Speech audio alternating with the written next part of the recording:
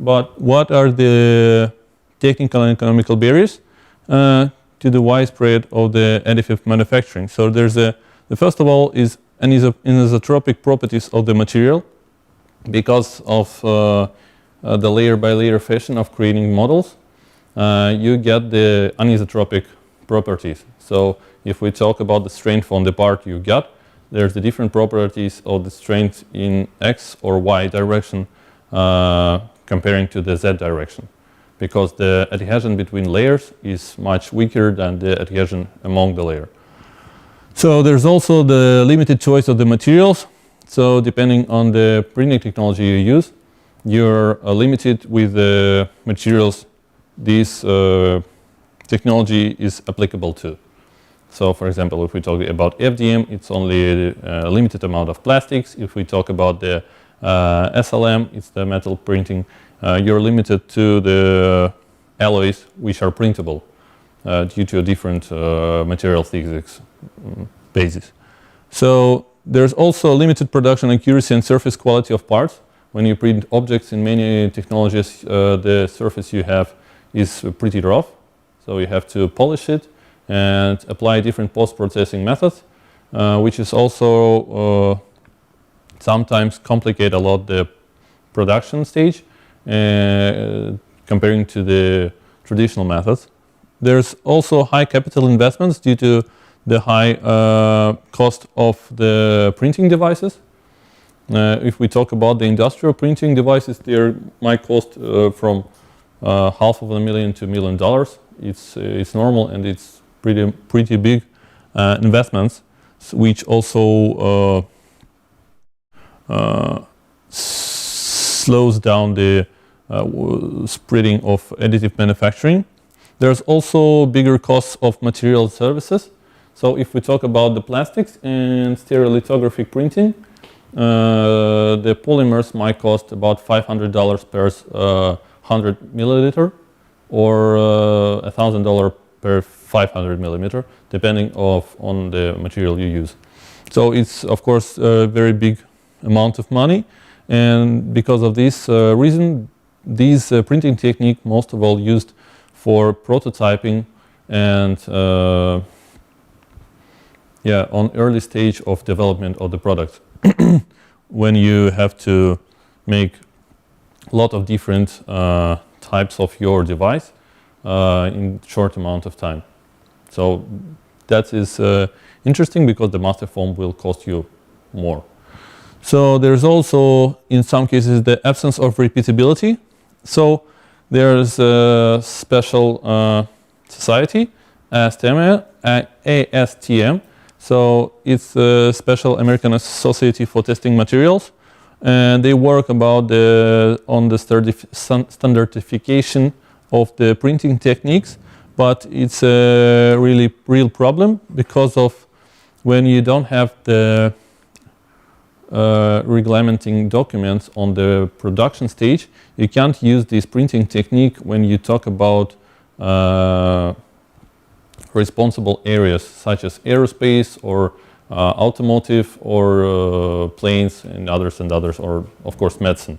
So you have to prove that the area where you are going to apply your technique can believe you. Let's say it that way. Can believe that your technology will provide them the level of service they are needed in. Yeah. So, and the last one is that some of the additive manufacturing setups has a closed architecture, which also prevents the researcher and technologist from developing the techniques and improving their quality. So that's the main barriers. And let's go further and talk a little bit about the history of 3D printing. 3D printing. I should change that. Yeah. The 3D printing started from 1981, when Hideo Kadama tried to patent the stereolithographic apparatus. But due to the delay, because he was patenting it more than 1 year, it was refused. and he didn't get the patent.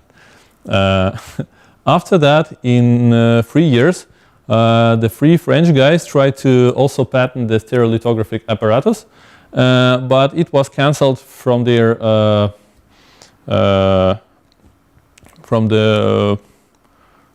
company's authorities due to the lack of business prospects, as they said.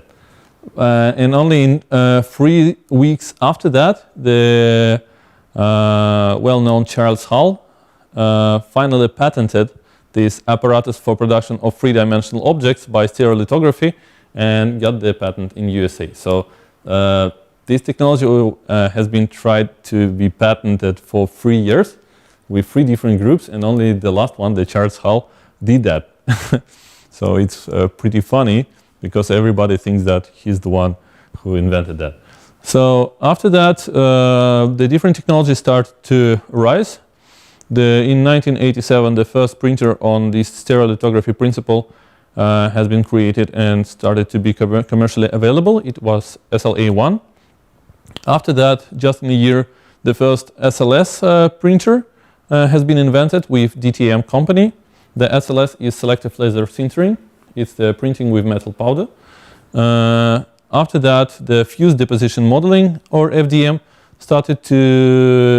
has been patented. It's the printing with fused filament, the plastic one. And after that, the first FDM and SGC and LOM printers has been created and became commercially available. So SGC is a not so well-known technique. It's a hybrid printing.